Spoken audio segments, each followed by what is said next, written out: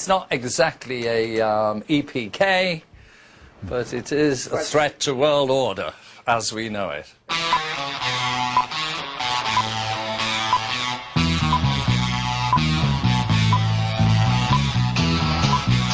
So I'll put my boots like they were in the photo. Yeah. I don't know, my hands are probably like this. Stand in the names of the Lord and you'll be free. It's the Lord is working all the way. I just think it's updated. It's just focused it again. It's brought it clearer, you know, and it's just pulled it from 1970 back up into now.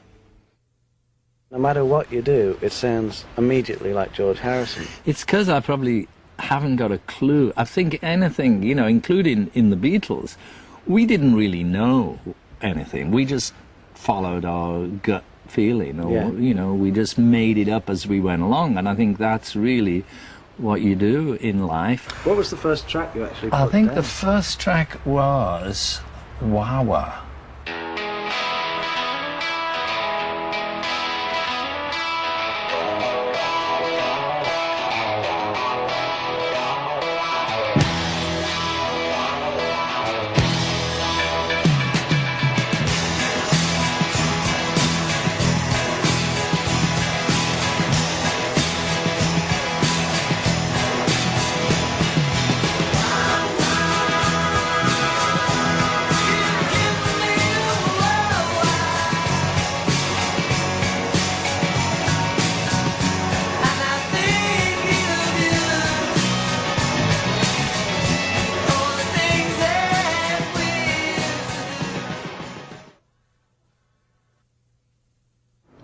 When you got the tapes back out here, was it, what did you think when You you mean first started 30 listening? years later? Yeah, exactly, yeah. I thought, God, too much echo. When we're listening to them back, what's your favourite, do you think, listening to them all now?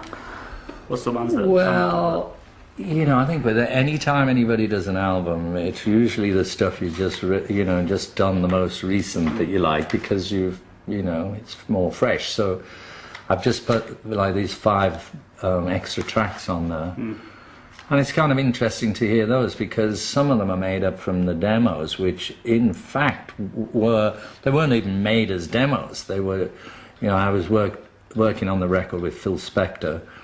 He was going to co-produce with me, so I had to like sing him the tunes so he got an idea of what the songs were about. The engineer just happened to stick a mic there. The whole idea of, well, all things must pass is a very philosophical thing, you know. Sunrise doesn't last all morning, and, you know, a cloudburst doesn't last all day, and a sunset doesn't last all evening. But it's interesting, like there's one on there now, Let It Down, which the studio version of it is quite good, but it's very big. You know, I think if I could, I'd like to sometime just reduce the studio ones down a bit. Yeah, I just thought it'd be nice just to fiddle about with that one, just because, you know, everybody knew it so much, and because of what it's saying, the message is nice, and it's got a little mantra going in it, and so, you know, it can become hypnotic, and I just thought, we'll just see what happens if I freshen it up a little bit. You know, I grew up with just microphones and tape recorders, you know, and I kind of like that. There's halfway through, what I also did is, instead of coming out of the solo, the guitar instrumental, going back into a vocal, I doubled the length of the solo, so the guitar part now also plays on after the part that everybody knew as the guitar solo, and it plays just like the melody.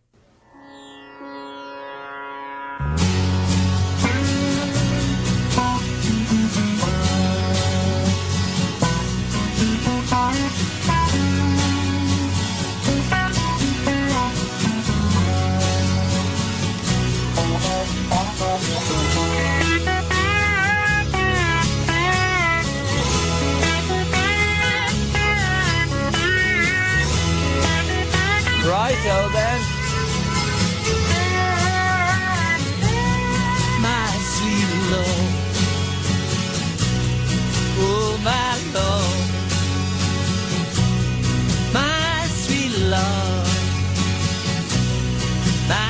sweet love. I really wanna be with you. I like to see you, Lord, with me takes so long. My sweet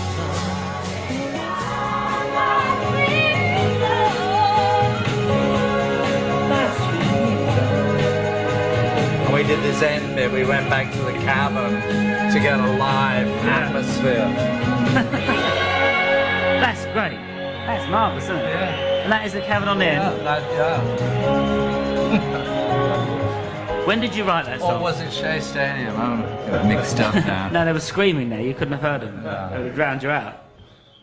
And it's not always gonna be this way. All things must pass. All things must pass away.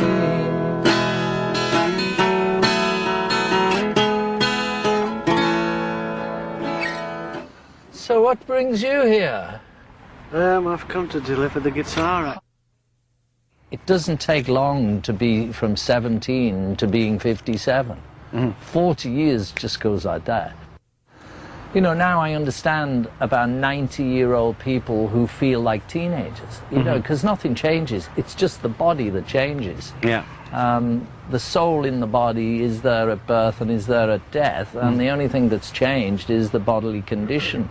So, you know, all this stuff about where, you know, age groups fit or don't fit, or where the music belonging to age groups fits or doesn't fit, is stupid. It's all just in somebody's concept, and all they do is limit the potential of the marketplace or the audience.